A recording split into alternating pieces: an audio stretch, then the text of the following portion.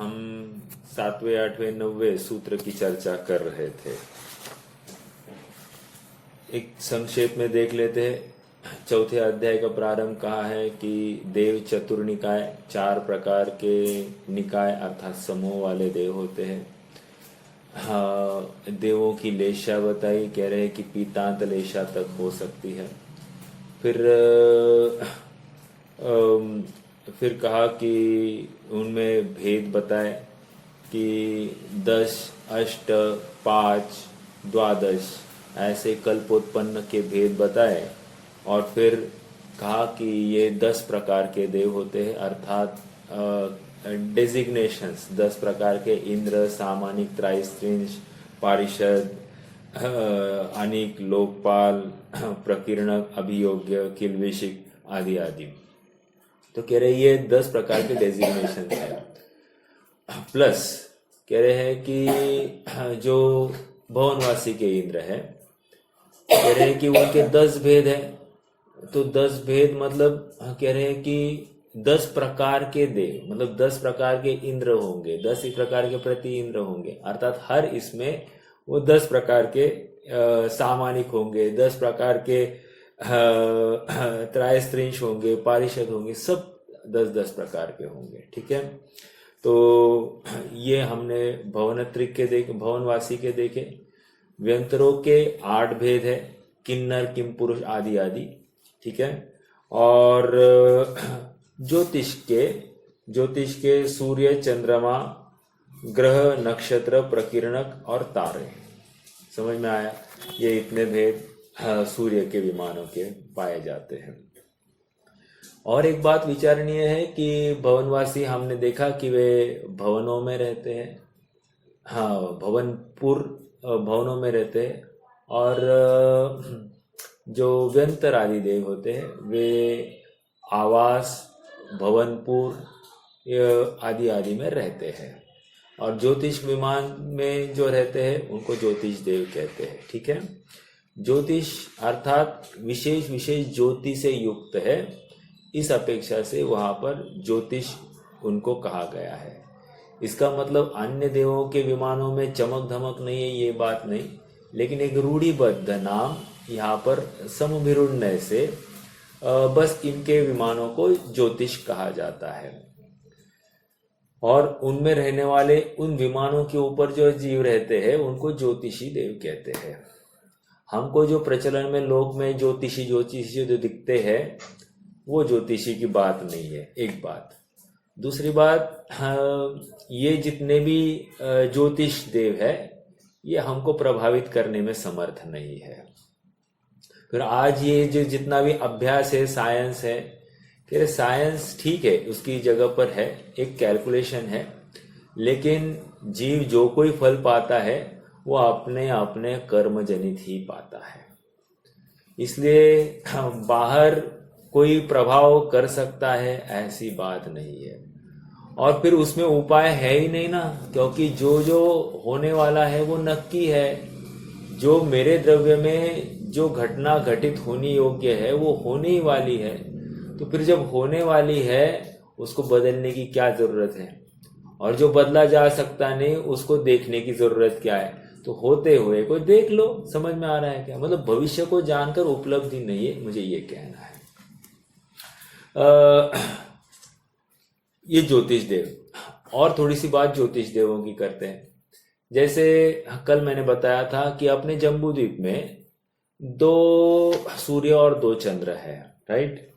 तो सूर्य है Indra, I am very sorry, Chandra है इंद्र और जो सूर्य है प्रति इंद्र।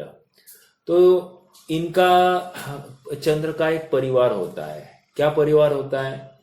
एक चंद्र का एक सूर्य ये प्रति इंद्र होता है, फिर 28 नक्षत्र होते हैं और 88 ग्रह होते हैं और 66,975 करोड़ प्रकीर्णक तारे होते हैं।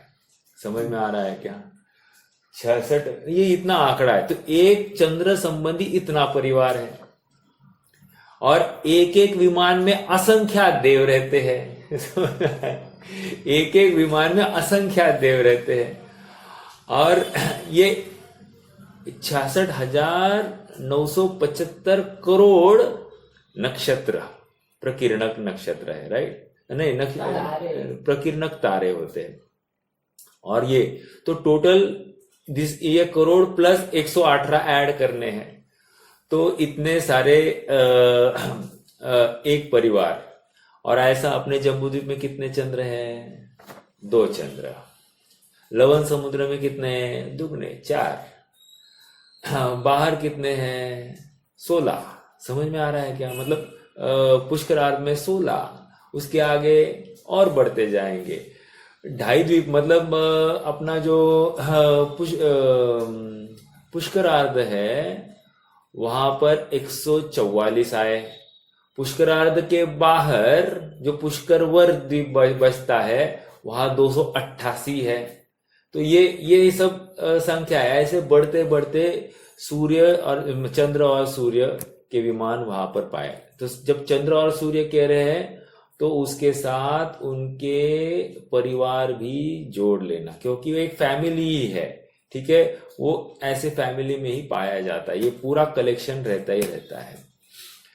अब और एक बात, ये जितने 2.5 द्वीप में है ना, 2.5 द्वीप के जितने भी नक्षत्र, चंद्र और सूर्य के विमान है विशेष रूप से, बाकी के नक्षत्र हो सकते वे स्थिर भी हो सकते, नक्षत्र को या तारे को स्थिर हो सकते, लेकिन सूर्य और चंद्र के विमान तो निरंतर मेरु को प्रदक्षिणा देते हैं, ठीक है। एक सूत्र आया उसके लिए, 13वां सूत्र, मेरु प्रदक्षिणा नित्य गतयो नृलोके, ठीक है। तो क्या कह रहे हैं? ज्योतिषी देव मनुष्य लोक में मेरु की प्रदक्षिणा करते हैं और निरंतर गतिशील रहते हैं, ठीक है। तो इससे क्या हुआ? अगला सूत्र कह दिया, तत्कृत काल विभाग, अर्थात जो दिन रात की व्यवस्था अपने यहां पर चलती है एक, और जो 6 काल की भी चर्चा चलती है, ये सब इसकी निमित्त से है। मतलब ये ज्योतिषी देवों के मेरु पर्वत को परिक्रमा देने के कारण है, ठीक है। और कह रहे हैं बहिरावस्थिता, अर्थात जो सूर्य और चंद्र के जो विमान 2.5 द्वीप के बाहर है, मनुष्य लोक के बाहर है, वे कह रहे अवस्थित है, अर्थात वे घूमते नहीं है। इसका मतलब अपने यहां पर दिन रात की जो व्यवस्था होती है 2.5 द्वीप के बाहर, जहां पर सूर्य का प्रकाश जिस क्षेत्र में पड़ता है वहां हमेशा दिन ही रहता है, और जहां सूर्य का प्रकाश नहीं आता है वहां हमेशा रात्र ही होती है। समझ में आ रहा है क्या? तो ये हमको और एक बात विशेष जानने में आ गई। हाँ, और एक बात जो अभी मैंने बताई कि अपने जम्बू द्वीप में 2 सूर्य और 2 चंद्र है, और आज जो सूर्य उदित हुआ है, तो जब आज शाम को ढलेगा तो वो कल उदय में नहीं आने वाला, वो परसों दिन उदित होने वाला है। समझ में आ रहा है क्या? तो आज जो सूर्य बाय बाय हुआ है वो परसों दिन उदय में आने वाला है, अर्थात फिर कल कौन सा होगा? कल दूसरा सूर्य हमको दिखाई देने वाला है, ठीक है। तो ये बात है। इसका मतलब अनुमान से दोनों सूर्य एक दूसरे को डायगनली अपोजिट होने चाहिए, अर्थात 180 डिग्री का उनमें फासला होना चाहिए, ठीक है। सूर्य की होती है 183 गलियां, 184 गलियां सूर्य की होती है, और इसी को लेकर उत्तरायण और दक्षिणायन घटित होता है। अर्थात जब सूर्य एकदम अंदर की गली में होगा तो उत्तरायण समझना, और जब सूर्य एकदम बाहर की अंदर की गली से बाहर जा रहा है तो समझना दक्षिणायन चालू हो गया है, और जब बाहर की गली से अंदर आ रहा है तो उत्तरायण चालू हो गया है। आयन होता है 6 माह का समूह, अर्थात 6 माह इस प्रकार चलते।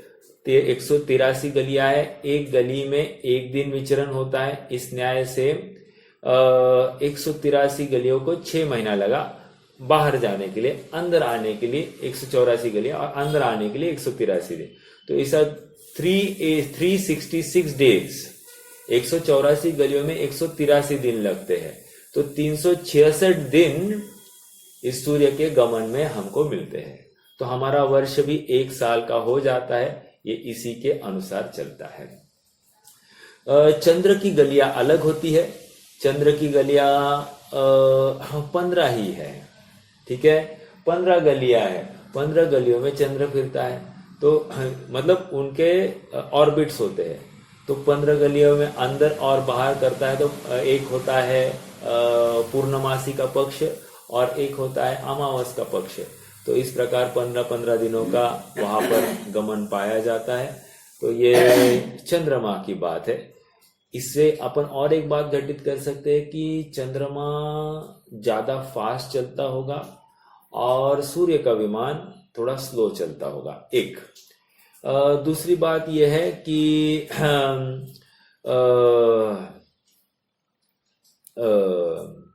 सूर्य जो है उनके हाइट्स भी डिफरेंट डिफरेंट है। जैसे अभी बताओ आपको, सूर्य की हाइट, एक मिनट, मुझे भी अभी थोड़ा सा ज्ञान लेने पड़ेगा।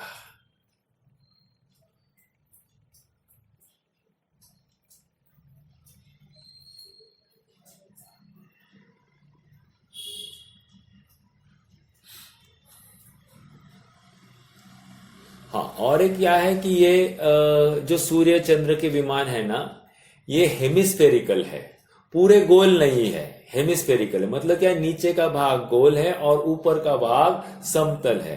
तो समतल भाग ये नगरिया है वहां पर। और ये भी जो विमान है ये पृथ्वी का एक है। जैसे सूर्य का विमान जो है ये आताप नाम कर्म का पृथ्वी का एक का वहां पर उदय चलता है। और चंद्र के विमानों में उद्योत नाम कर्म वाले पृथ्वी का एक पाए जाते हैं, ठीक है।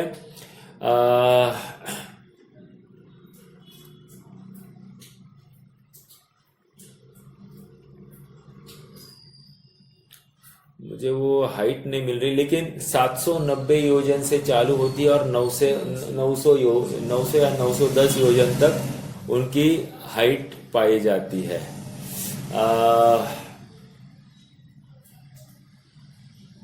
ठीक है, बट ऐसा कुछ भी नहीं कि एक दूसरे को आड़ आते हैं, ये बराबर ऊपर नीचे है। तो इसलिए वहां पर कोई प्रॉब्लम नहीं है, ऐसा समझना।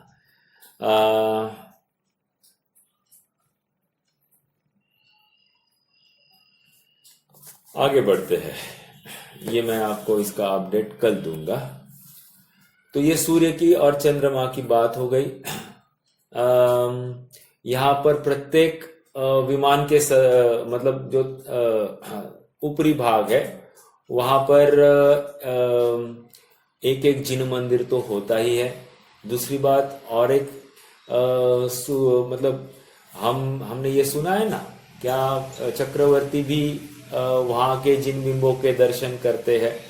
तो दो, एक मकर संक्रांति के दिन और दूसरा एक कर्क संक्रांति के दिन, ऐसे 2 दिन पर ये दर्शन करते हैं। एक बात तो ये हो गई। आगे बढ़ते हैं। हेलो, हाँ बोलिए। विमान में असंख्यात देव रहते, फिर उनके स्वामी कौन रहते? स्वामी, देखो ऐसा है कि वहां पर भी सभाएं चलती है, असंख्यात देव रहते हैं। अर्थात हमने कल देखा था ना कि इनके भेद है, क्या क्या भेद है। जैसे इंद्र, सामानिक, त्रायस्त्रिंश आदि आदि जो भेद देखे थे ना, तो वहां का जो इंद्र है वो स्वामी होता है, देखा जाए तो। मतलब राजा है वो स्वामी है, but this is only for name sake. राजा कहीं जाता नहीं है प्रजा को देखने के लिए, ना प्रजा जाती है राजा को देखने के लिए, बट वहां उनके वो वैसे पद पाए जाते हैं। जैसे अपन अभी मोदी जी को कहा देखने जाते हैं क्या, मोदी जी हमको देखने आते हैं क्या, तो उसी प्रकार की व्यवस्था है। तो हमारा जैसा अभी राजा, मान लो राष्ट्रपति या पंत प्रधान जो कोई है, ऐसा हम कहते हैं, उसी प्रकार इंद्र वहां का राजा है, तो ये उसका स्वामी हो गया। बस वहां देवांगनाएं भी होंगी, हर एक की अपनी अपनी, वो अलग बात, बट स्वामी ऐसा राजा ही वहां का स्वामी है, तो चंद्र ये स्वामी कहेंगे। अच्छा, आपको ये कहना है क्या कि प्रत्येक विमान पर असंख्यात देव है, तो वहां उनका स्वामी कौन?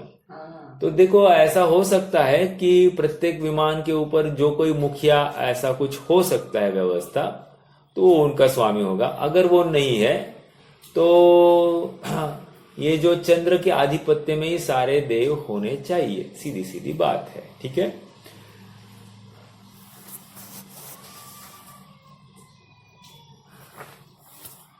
एक मिनट। देखो,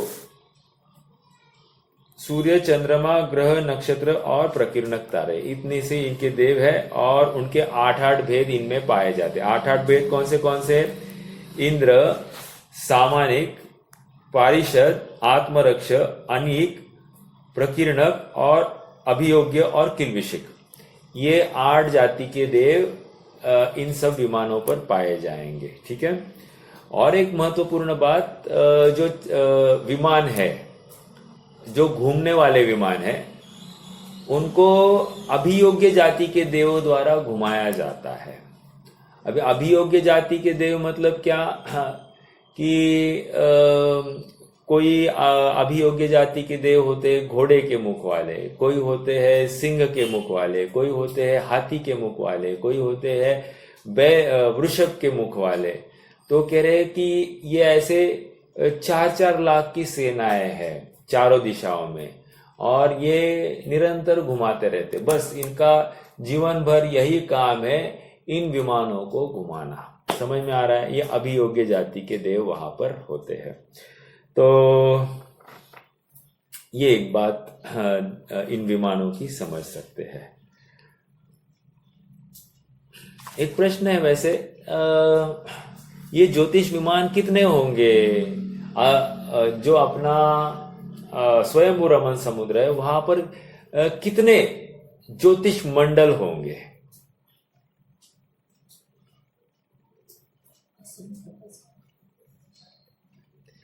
असंख्यात है, असंख्यात। समझ में आ रहा है क्या? असंख्यात ज्योतिष मंडल है। और देखो, इनकी आयु भी ना ज्यादा नहीं रहती है। ये ज्योतिष विमानों के देवों की आयु अपने आप में बहुत कम है। आपको आयु बताओ क्या? देखो, जैसे चंद्र की आयु है, चंद्र की आयु है 1 पल्य प्लस 1 लाख वर्ष। सूर्य की आयु 1 पल्य प्लस 1000 वर्ष। अभी 1000 वर्ष बढ़ा दिया है, बस मतलब 1 लाख वर्ष थी और ये 1000 वर्ष थी। बृहस्पति की आयु है 1 पल्य की। बुध, मंगल और शनि की आयु है आधे पल्य की। समझ में आया? हाँ, पल्य होता है असंख्यात वर्ष। तारा और नक्षत्रों की उत्कृष्ट आयु, क्या कहा भैया जी? हाँ, अभियोग्य नामक देव वो विमान चलाते हैं ना इसमें? हाँ, विमान चलाने का, राइट। वही चलाते हैं, फिर बाकी के देव सभी विमान में बैठते हैं क्या? हाँ, गुर्र। विमान तो रहते हैं, लेकिन देवों का आयु खत्म होते होता। क्या कहा? विमान में कोई चेंज नहीं। फिर से विमान है, हाँ, तो विमान तो वैसे रहेंगे, सिर्फ देवों की आयु खत्म होने के बाद वो निकल जाएंगे दूसरे देवों का। हाँ, बराबर। वो स्लॉट भरता है, उसमें कोई ये नहीं है। मतलब मान लो वो पद भरा जाएगा, वहां पर HR कोई नहीं है, लेकिन ऐसी व्यवस्था है कि एक देव वहां से निकल जाए, कोई ना कोई दूसरा जीव वहां पर उस देव के रूप में होता है। हाँ, काल अंतर कुछ है, वो ज्यादा, मैक्सिमम 6 माह के अंदर वहां पर रिक्त पद भरा जाता है। मैक्सिमम 6 माह की बात है, और कम से कम अंतर मुहूर्त में तो वहां दूसरा देव आ ही जाता है। ठीक है? हाँ, मतलब देव देवी सब कुछ वैसा ही है। देखो बुध मंगल शनि की आयु आधा पल्य, तारा और नक्षत्रों की उत्कृष्ट आयु है, ये उत्कृष्ट आयु है। हाँ, पल्य का चौथा भाग मतलब 1/4 पल्य, ठीक है। इससे अच्छा आपने भोग भूमि की जगन्य भोग भूमि अच्छी है वहां भी 1 पल्य की उत्कृष्ट आयु मिल जाती है। तो देखो पल्य का चौथा भाग है और जघन्य आयु पल्य के 8वें भाग प्रमाण है, ठीक है। देवांगनाओं की आयु अपने अपने देवों के आधी समझना, अभी जो उनके देव होंगे उनसे आधी।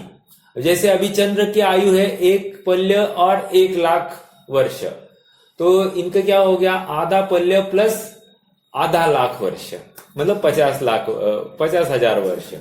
समझ में आया? तो ये ऐसा हमको लगाना है। देवांगनाओं की आयु भी बहुत कम है, ये हमको दिखाई दे रहा है। लाख वर्ष तरी कम है। हाँ, कंपैरेटिवली कम है ना। मनुष्यों की मतलब अन्य देवों की आयु तो बहुत है, सागरों में है। तो ये तो कुछ नहीं ना, पल्य मतलब कुछ भी नहीं, छुटपुट हो गई। हाँ जी, तो ये हो गया। तो ये जो पूछना था, बोलिए ना। ये जो सूर्य या फिर चंद्र जो है वो एक्चुअली वो विमान है ना, बराबर। और वो वैमानिक थे उसको चला रहे। वो विमान, आपको क्या कहना है, विमान है वे, राइट? तो क्या सूर्य जैसा, तो मुझे पूछना है अभी वो जो चमकता है वो आपने पहले बोला था, मैं भूल गया एक्चुअली। हाँ। वो चमकता कैसे है वो एक्चुअली, जैसे सूर्य का अपने पास इतना प्रकाश आ रहा है इतना। हाँ, तो देखो उनके जो विमान है ना वो पृथ्वी का एक है, राइट? और पृथ्वी का एक है, उनके नाम कर्म का उदय जो है वो उद्योत नाम कर्म और आताप नाम कर्म, मतलब चंद्रमा के विमानों के पृथ्वी का एक का उद्योत नाम कर्म ही होता है। एक इंद्रिय जीव है ये पृथ्वी का एक, और सूर्य के विमानों के पृथ्वी का एक का आताप नाम कर्म है। अब ये आताप नाम कर्म क्या होता है, इसको लेकर इनकी प्रभा जो निकलती है ना, वो प्रभा अंदर में शीतल होती है और बाहर बहुत उष्ण होती है, ये आताप वालों की। और उद्योत वालों की तो अंदर भी शीतल और बाहर भी शीतल, ठीक है। तो इतनी सी बात है। तो वो वहां के देवों के लिए कोई बाधा नहीं है, क्योंकि वो शीतल है वहां के लिए। लेकिन दूर वालों के लिए ये ऐसा उष्ण महसूस हो सकता है, जैसे हमारे लिए वो थोड़ा सा उष्ण महसूस हो सकता है, ठीक है। और भैया जी वो जो गमन हो रहा, जो देव गमन कर रहे, मतलब सूर्य चंद्र, हाँ, अनंत अनंत का। हेलो, आवाज आ रही है क्या भैया? आपकी आवाज नहीं आ रही है।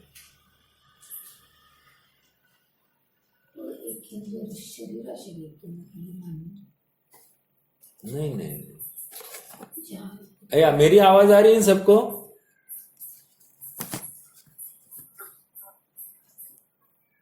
अरे कोई तो बोलिए। हाँ, अपनी प्रॉब्लम है। हाँ, तो एग्जैक्टली कैसे मतलब वो इतने देव चेंज होते फिर भी वो नहीं, पूरा लॉट थोड़ी चेंज हो रहा है, एक हाथ जाता है और वो चल ही रहा है। और ये सब अपनी अपनी योग्यता से वो व्यवस्था चल रही है। वो देव क्या वो टाइमिंग लगाकर घुमा रहे, ये बात नहीं है। वो तो बस अपनी अपनी योग्यता से वो विमान चलते हैं, ऐसा ही नियोग है। देखो और एक बात, ये अभियोग्य जाति के देवों को घुमाने की या धक्का देने की भी जरूरत नहीं है। वो विमान की सहज ऐसी योग्यता है कि वो चलता ही है, लेकिन वो उनका सहज नियोग ऐसा है कि उनको ऐसे चलते हुए विमान के साथ चलना, ठीक है। ये इतनी सी बात है। उनको टाइमिंग से लेकर कोई फर्क नहीं पड़ता। ये विमानों की ऐसी योग्यता है कि इनका गमन ही होता है। और उनका 4 क्षेत्र होता है। 4 क्षेत्र मतलब वो ऑर्बिट्स होते हैं, उसी ऑर्बिट में वो अपनी अपनी गति से चलते हैं। कोई उनको धीमा या फास्ट करता नहीं है। ये सब अपनी स्वयं से चलते हैं, ठीक है। देखो पूरी विश्व की व्यवस्था ही स्वयं चलित है। यदि हम मानेंगे कि देव घुमाते हैं तो बहुत बड़ी तकलीफ हो जाएगी। देव तो निमित्त रूप है वहां पर, सहज ऐसी व्यवस्था है, सो अपन यहाँ पर चर्चा कर रहे हैं, लेकिन वो विमान अपनी स्वयं की योग्यता से चल रहा है, ये समझना। और एक बात है इसमें, जैसे संक्रांति होती है ना, वो कोई ना कोई मुख से आती है। मतलब मान लो ऐसा कहते हैं ना, घोड़े के मुख की इस बार की संक्रांति है, इस बार की संक्रांति बैल के मुख से आई है, इस बार की सिंह के मुख से आई है, ऐसा कहते हैं।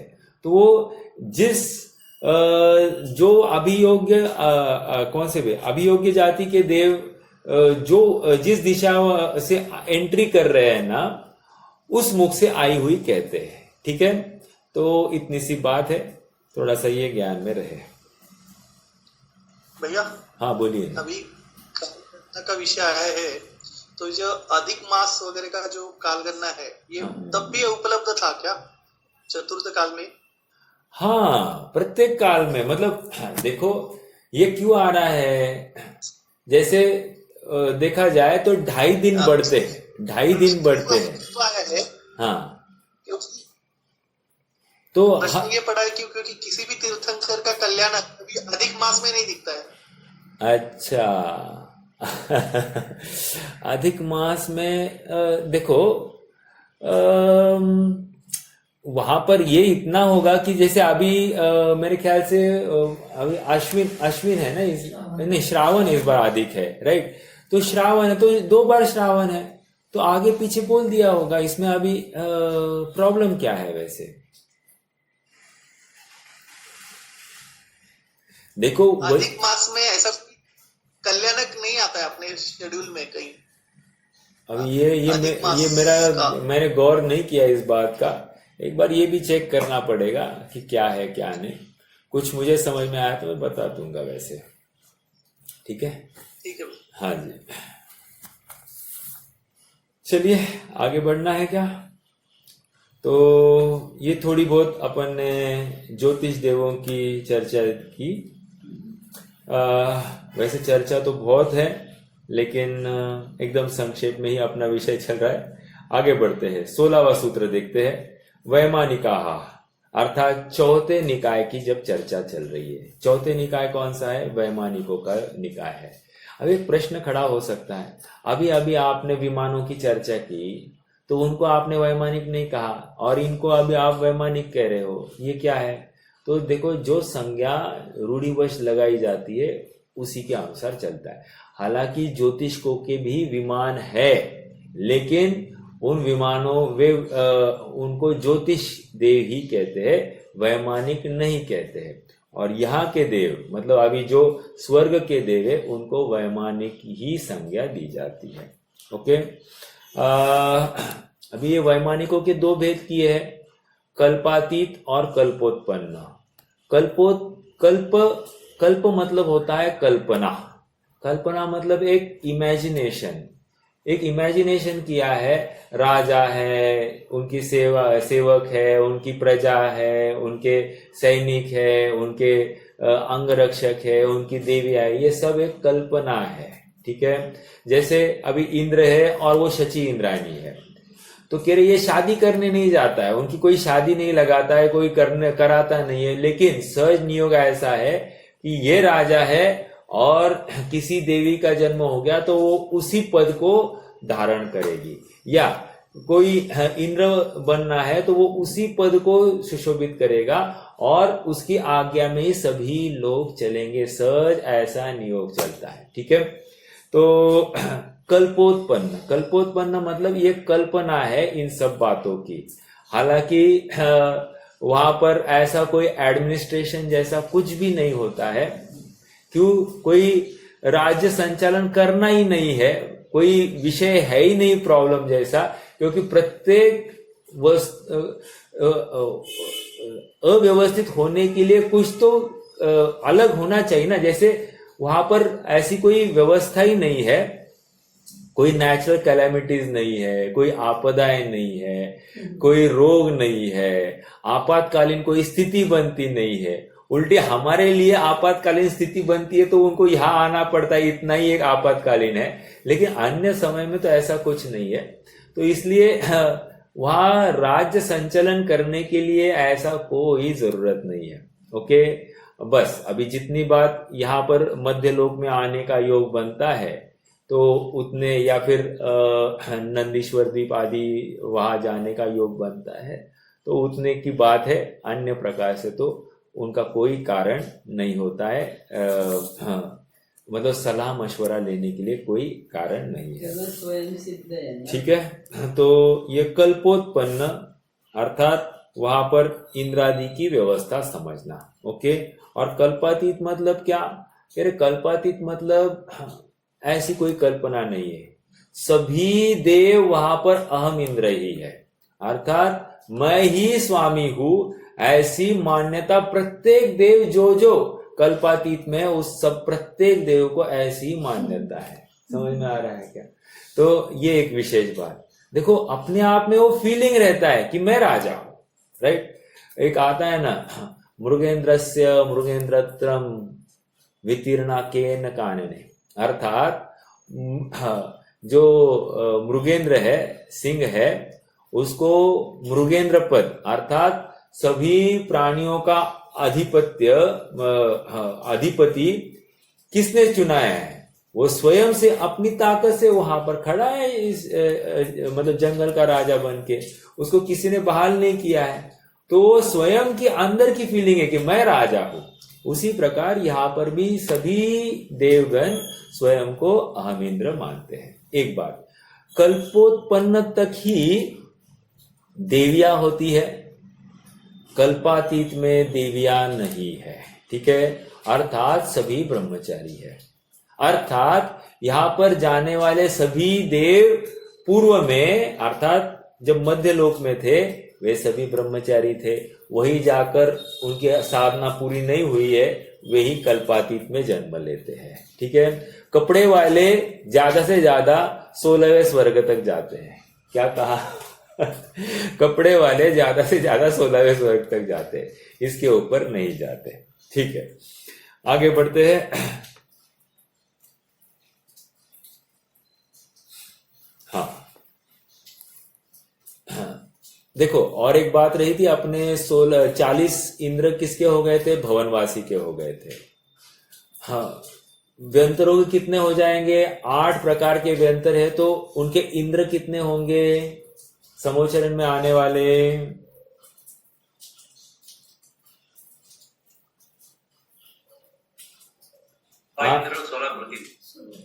16 इंद्र और 16 प्रतिइंद्र। 16 इंद्र और 16 प्रतिइंद्र, बराबर। मतलब क्या? 16 मतलब 8 है उत्तरेंद्र, 8 दक्षिणेंद्र, कितने हो गए? ये 16 इंद्र हो गए। और 8 उत्तरेंद्र के प्रतिइंद्र और 8 दक्षिणेंद्र के प्रतिइंद्र, तो ऐसे 8 और 8 ये 16, तो 16 और 16 32। तो व्यंतरों के 32 देव समोचरण में आते हैं। ठीक है, ये हो गए। और अभी सूर्य और चंद्रमा, ये 2, एक इंद्र और एक प्रति इंद्र, ये आ गए समोचरण में। कितने हो गए? 40, 32, 72 और 2 74। अब कितने बचे हैं? और 26 बचे हैं। एक मनुष्यों का इंद्र और एक तिर्यंचों का इंद्र, ये 2 ऐड कर दीजिए, कितने हो गए? 76 हो गए। अब 24 का आंकड़ा निकालना है। देखो अभी ये वैमानिकों में से 24 का आंकड़ा आने वाला है। देखो कल्पोत्पन्न कितने हैं? कह रहे 12। अरे लेकिन स्वर्ग तो 16 है। हाँ, स्वर्ग 16 है लेकिन राजा 12 है, इसलिए कल्पोत्पन्न 12 कहे। समझ में आ रहा है क्या? इसका मतलब किन्हीं पटलों पर मतलब दक्षिणेंद्र उत्तरेंद्र नहीं है। कोई भूख लगती भी है, जितनी आयु है उतने पक्ष के बाद में या उतने 1000 वर्ष, जैसे 33 सागर की आयु है, तो 33,000 वर्ष के बाद में उनको भूख एक लगती है और सहज अपने विकल्प से वो शांत हो जाती है। ओके, अब मैं ये नहीं कहूंगा अमृत झरता है, ये झरता है, क्योंकि अमृत अपने आप में पुद्गल चीज, वो कैसे वहां पर ये होगा, तो अपन ज्यादा नहीं बोल सकते। लेकिन सहज इच्छा तृप्ति होती, ये अपन मानेंगे। दूसरी बात उनका श्वासोश्वास भी 33 पक्ष के बाद में होता है। 33 पक्ष मतलब कितने पक्ष हो गए? 1 पक्ष 15 दिन का, तो 33 पक्ष मतलब 2.5 साल के बाद में एक बार श्वासोश्वास लेते हैं। समझ में आया क्या? श्वासोश्वास भी 2.5 साल के बाद। चलो कोई बात नहीं, ये तो सब विचारणीय बिंदु है। जितना इसका भी हमको आश्चर्य लगता है, लेकिन याद रखना ये भी कर्म वाले हैं, ठीक है? ये भी कोई सुखी जीव नहीं है, इनको भी दोबारा जन्म मरण करना ही करना है, ठीक है? तो ठीक है, आइए हम कल्पोत्पन्न और कल्पातीत की चर्चा कर रहे थे। तो कल्पोत्पन्न के 12 प्रकार बताए गए हैं, ठीक है? 12 भेद है। एक्चुअली स्वर्ग है 16 और 12 भेद है। क्यों? वो इंद्रों की अपेक्षा चर्चा है। हाँ, मैं ये कह रहा था कि किन्हीं किन्हीं पटलों पर उत्तरेंद्र भी है, दक्षिणेंद्र भी है, लेकिन किन्हीं पटलों पर राजा जो होता है वो दक्षिणेंद्र, मतलब एक ही राजा होता है। उत्तर और दक्षिण दोनों नगरियों का एक ही राजा होता है, ठीक है? दोनों स्वर्ग का, ये नगरी नहीं कहेंगे, स्वर्गों का कहेंगे, एक ही राजा होता है। आइए थोड़ा देखते हैं अपन क्या है। 19वां सूत्र देखेंगे, नहीं 18 से 22 कहा गया। 18 आगे देखिए, एक मिनट। हाँ, ऊपरी, हाँ नीचे ही है। ऊपरी मतलब ये स्वर्ग जो है एक के ऊपर एक है, ठीक है? इनके पटल है। कितने पटल कहे थे मैंने? 63 पटल है। ओके, को टोटल सर्वार सिद्धि तक 63 पटल है। उनमें से अब देखते हैं अपन क्या हो रहा है। ऊपरी एक के ऊपर एक। ये नारकियों के लिए क्या आया था? नरक पृथ्वी के लिए अधो आया था, राइट। अब यहाँ पर ऊपरी एक के ऊपर एक, वहां एक के नीचे एक, ऐसे नरक भूमिया थी। यहाँ पर एक के ऊपर एक ऐसे स्वर्ग होंगे, ठीक है? ये देखो, मुझे एक प्रश्न पड़ा था, सच्ची बात है। यह स्वर्ग हवा में है या वहां पर कोई पृथ्वी का एक होंगे?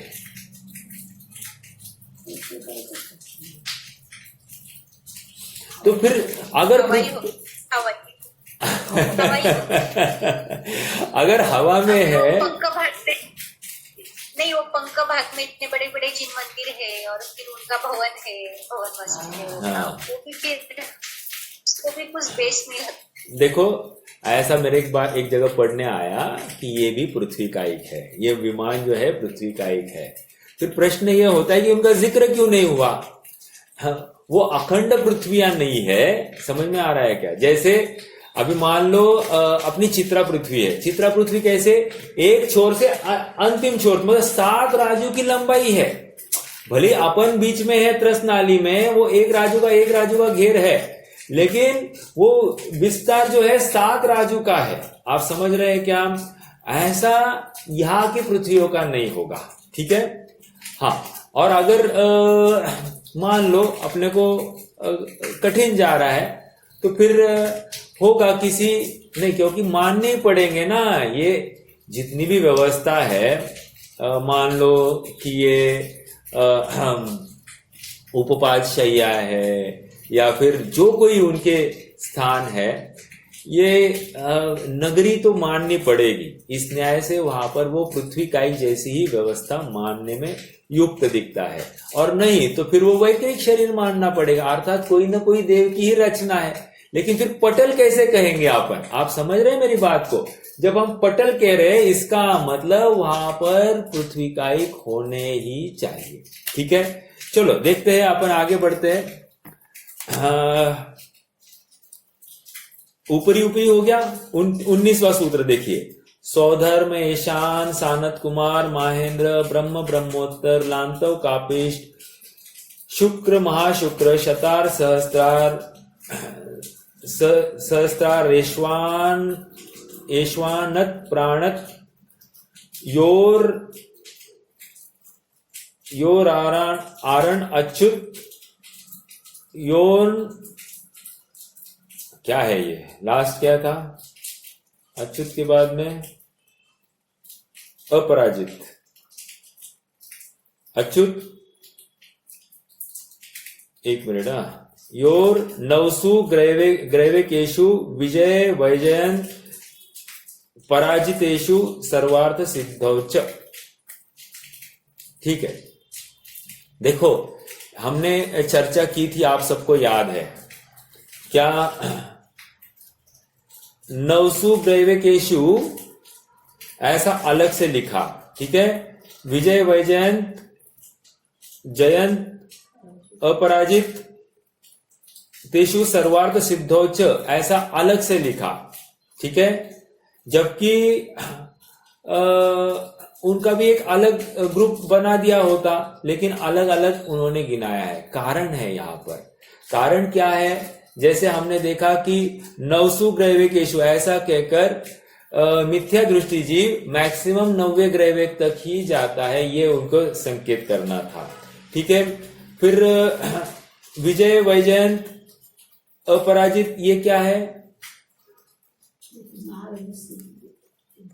सर्वार सिद्धि क्या है वो?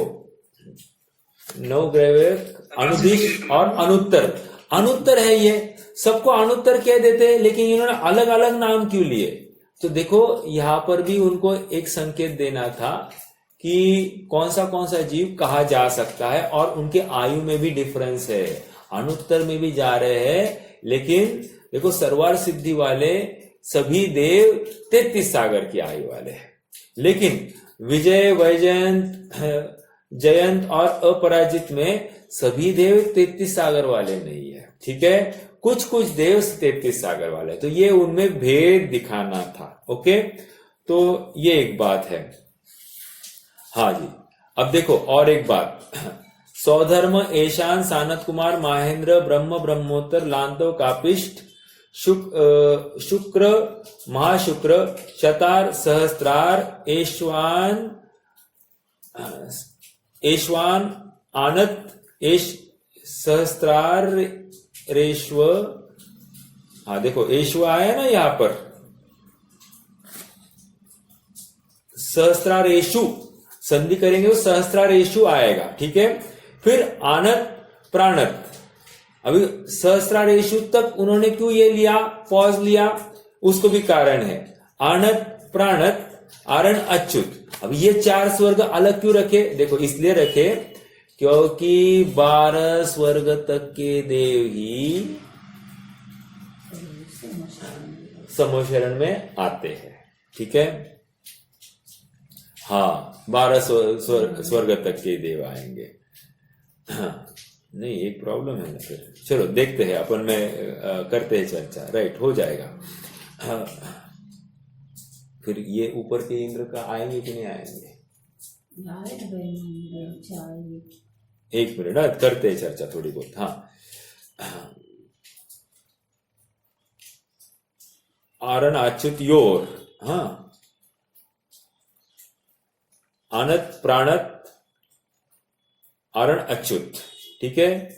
नव योर, फिर से योर ले लिया, योर लिया मतलब यहां पर और एक पॉज ले लिया। नवसु ग्रैवेकेशु विजय वैजयंत जयंत अपराजित सर्वार्थ सिद्धौच, ठीक है।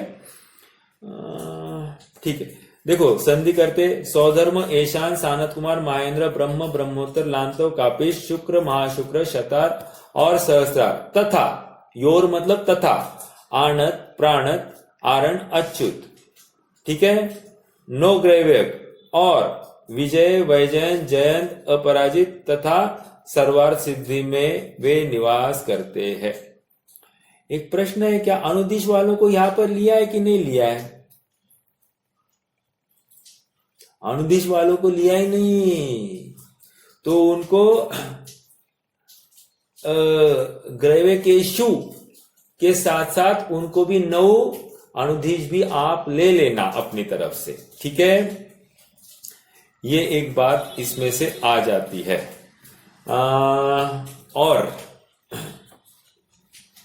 और एक बात क्या करनी है इनको, आगे जो लेशा भी बताएंगे, देखो पीत पद्म शुक्ल लेशा द्वि त्रिशेषेषु, अब ये जो है ना इसके हिसाब से लेशा का विभाजन होने वाला है, तो इसलिए भी वहां पर वो पार्टीशन डाल दिया। ओके, हाँ, मैं तो वहां पर देवों की अपन चर्चा करने जा रहे थे, है ना।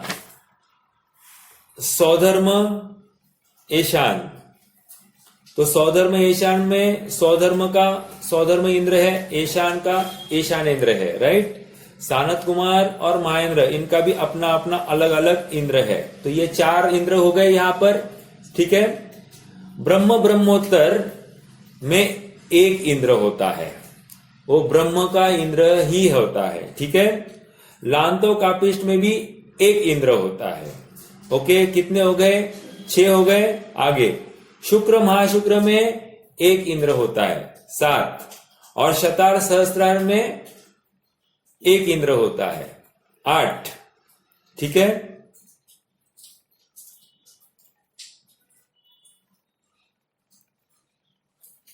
एक, 2, 3, 4, राइट। हाँ, ये हो गया।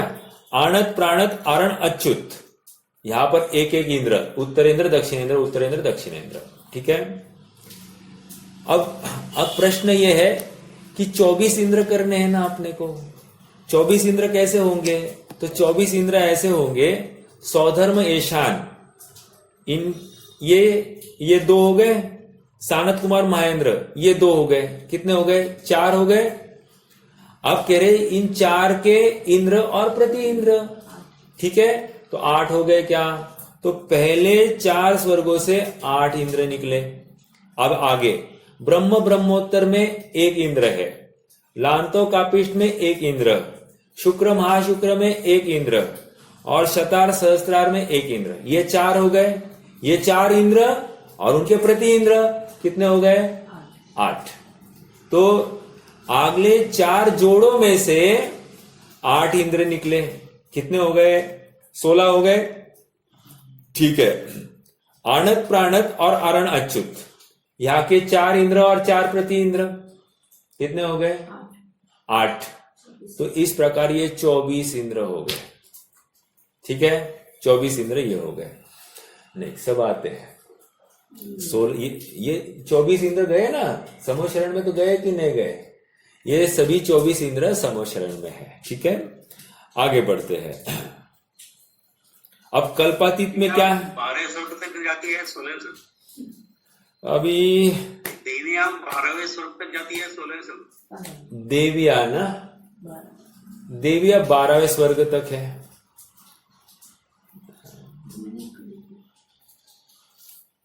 एक मिनट जस्ट होल्ड कीजिए। सगळं संदेशिताच जावे ना।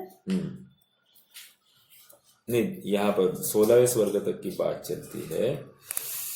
नहीं ना, होते हैं ना देविया,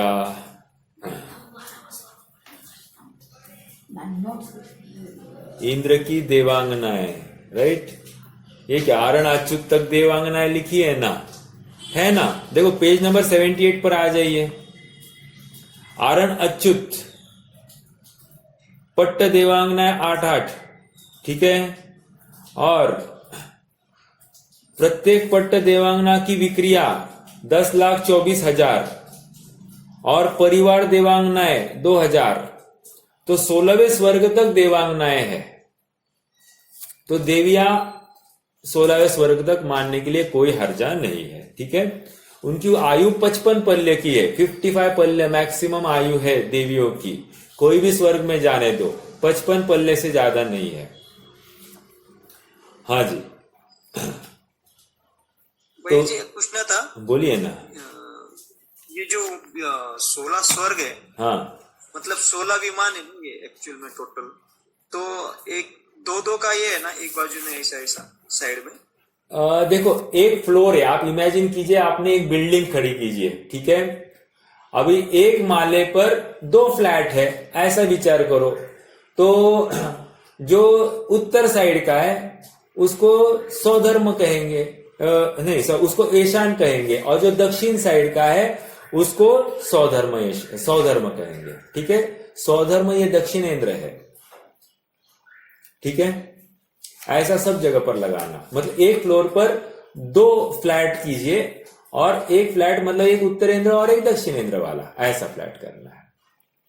अच्छा अच्छा, मतलब एक ही विमान आणि उसमें जितने सारे देव ऐसा। हाँ, विमान एक ही। हाँ, अभी इसमें एक विशेष बात, जैसे कौन है ये, सौधर्म के कितने विमान हैं? सौधर्म के विमान कितने हैं? किसी को गैस? 4 लाख। नहीं नहीं नहीं, वैसे नहीं, पटल की अपेक्षा चर्चा है। कितने तो टोटल 63 पटल है कि नहीं? 31 पटल। हाँ, 31 31 पटल है, बहुत अच्छा। तो 31 पटल सौधर्म के है। अब सौधर्म कहाँ रहता है? वो 31वें पटल पर है सौधर्म। समझ में आ रहा है क्या? हाँ, तो कहने की बात, पटल यानी हाँ, पटल यानी एक ही विमान पे ऐसे फ्लोर क्या एक ही इसमें? देखो, सौधर्म ईशान की एक ही बिल्डिंग है। अभी आप इमेजिन कीजिए कि 31 फ्लोर की एक बिल्डिंग है, ठीक है, जिसमें उत्तर साइड में भी फ्लैट है और दक्षिण, हर एक लेवल पर, हर एक फ्लोर पर उत्तर साइड में फ्लैट है और दक्षिण साइड में भी फ्लैट है, ठीक है। अब कह रहे हैं ये 31वें फ्लोर पर सौधर्म रहता है और ईशान रहता है उसका भी 31वें फ्लोर पर, मतलब उसका दक्षिण साइड में होगा, सॉरी, सौधर्म दक्षिण साइड में और ईशान उत्तर साइड में, ऐसा है। तो बस आप उत्तर दक्षिण कीजिए ना एक एक फ्लोर पर, लेकिन पटल है टोटल 31 सौधर्म ईशान के। कितने जन समझ रहे हैं? ऐसे सभी विमानों को पटल। हाँ, सभी विमानों पर पटल है। अभी देखो, एक मिनट, अपने पास चार्ट है, अपना तालिका वाला खोलो ना जरा, तालिका वाले में भी चार्ट है ना। पेज नंबर कोई बताएगा क्या मुझे? तालिका में 76 है, ठीक है। तीसरे अध्याय से एकदम स्टार्टिंग में जो सबसे बड़ा वो चार्ट है ना 3 लोग का, वो ओपन कीजिए। वो वही 76 पेज है? नहीं, वो चार्ट 67 पे, 67 पेज पर है, ठीक है। मेरे इसमें तो ऑनलाइन जो अपन सॉफ्ट कॉपी है उसमें तो 43वें पृष्ठ के बाद में ये 3 लोग का चित्र है, ठीक है। 3 लोग का चित्र दिखाई दे रहा है। थोड़ा सा उसको जूम करते तो और अच्छे से दिखाई देगा।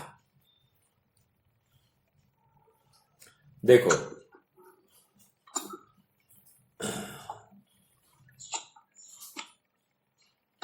सौधर्म ईशान ने यहां पर पटल नहीं दिए, उन्होंने पटल नहीं दिए हैं।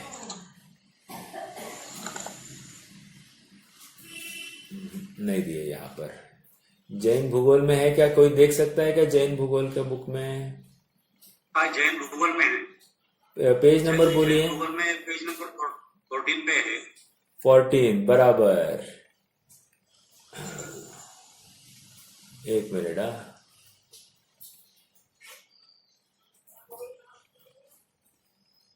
पेज नंबर 14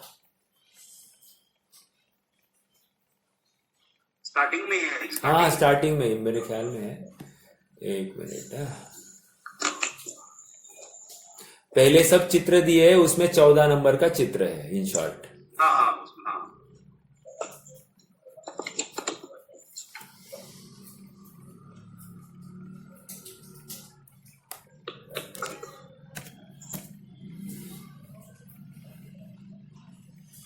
एक क्यों नहीं आ रहा है? हाँ जी, सौधर्म ईशान के पटल कितने हैं? 31 पटल, ठीक है। उसमें भी विमानों की संख्या देखो 3,20,000 है, हाँ, सौधर्म की, और ईशान के कितने हैं? 2,80,000। नहीं 28 लाख है क्या? हाँ, 28 लाख है और 32 लाख है, आई एम सॉरी, 32 लाख और 28 लाख, ठीक है। सानत कुमार महेंद्र के कितने पटल है? मात्र 7 पटल है, और उसमें 12 लाख और 1,20,80,000, नहीं 8 लाख और 80 लाख और 1,20,00,000 है। ये 100,000, 10,000 lakhs, 10 lakhs, 12 लाख, हाँ 12 लाख और ये 8 लाख, बराबर 8 लाख और 12 लाख। ब्रह्म युगल में 4 पटल है, वहां पर 4 लाख, ठीक है। लांतव युगल में 2 पटल, वहां पर 50,000। 50,000 क्या है? ये इनकी विमानों की संख्या, मतलब जो कोई एक पटल पर कितने विमान हो सकते हैं उसकी बात चली। एक फ्लोर पर इतने विमान है, ठीक है। हाँ, इतनी बड़ी व्यवस्था है। और ऐसे फिर लांतव युगल में 2 पटल है, शुक्र युगल में 1 पटल, शतार युगल में 1 पटल और अनत आदि 4 में 6 पटल है। अनत, प्राणत, आरण्य, अच्युत, ये सब मिलकर 6 पटल है, ठीक है। तालिका में पेज नंबर 76 पर है ना, वो वहां पर भी चार्ट में लिखा है 6 पटल है, ठीक है। मैं तो ये देख रहा था, ये भी मुझे भी मिल गया, ठीक है। हाँ, तो वहां पर कितने विमान है? 700 विमान है।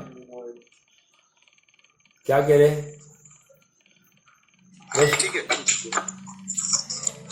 ठीक है, तो ये अभी ये ग्रहवेग देखिए, ग्रहवेग में 3 पटल हो गए, ठीक है। सॉरी, 9 विमान है ना, 9 ग्रहवेग है, तो कह रहे हर एक ग्रहवेग का 1-1 पटल कर दीजिए। 1, 2, 3, आधो ग्रहवेग में 3 है, मध्य ग्रहवेग में 3 और ऊर्ध्व ग्रहवेग में 3।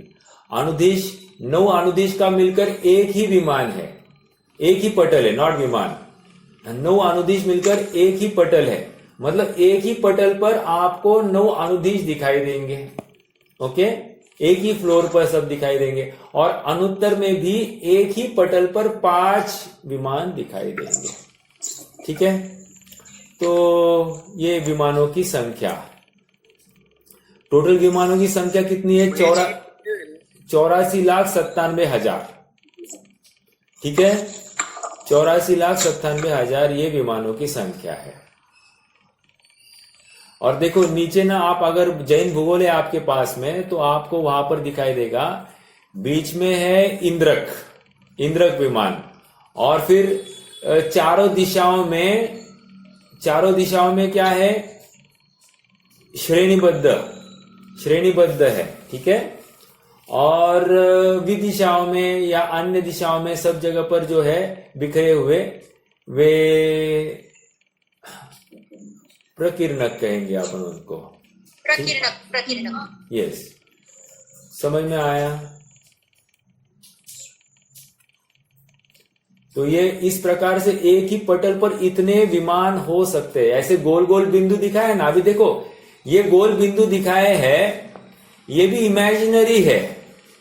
आप वहां पर जाकर प्रैक्टिकली देखोगे तो ऐसा गोल गोल कुछ नहीं होगा, बस एक पटल, अभी जो कोई व्यवस्था होगी अपन नहीं बोल सकते, लेकिन अनुमान से अपन ने ऐसा एक इमेजिन किया, किसी ने मतलब जो लेखक है उन्होंने इमेजिन किया और अपने लिए एक जानकारी किस प्रकार हो सकती है व्यवस्था ये बताई।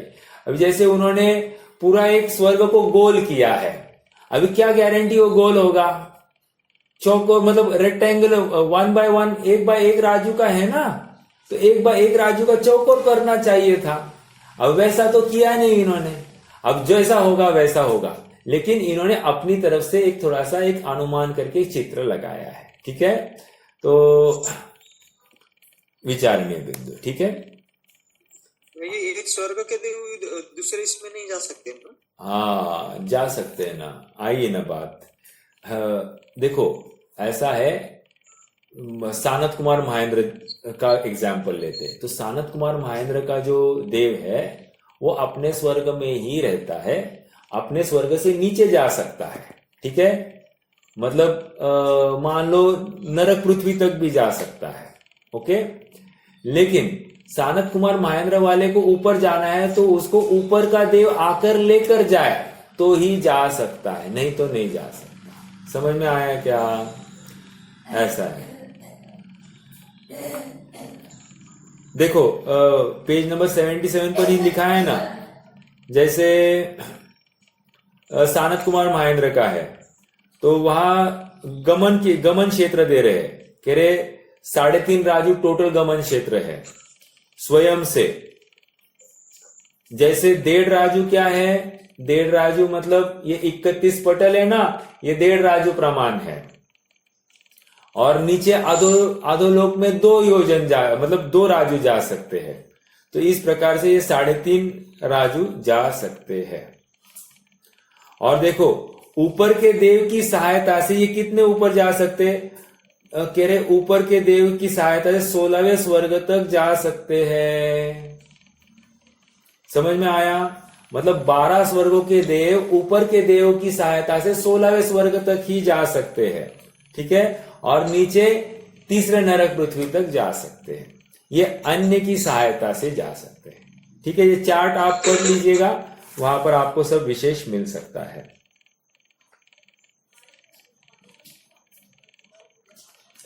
चलिए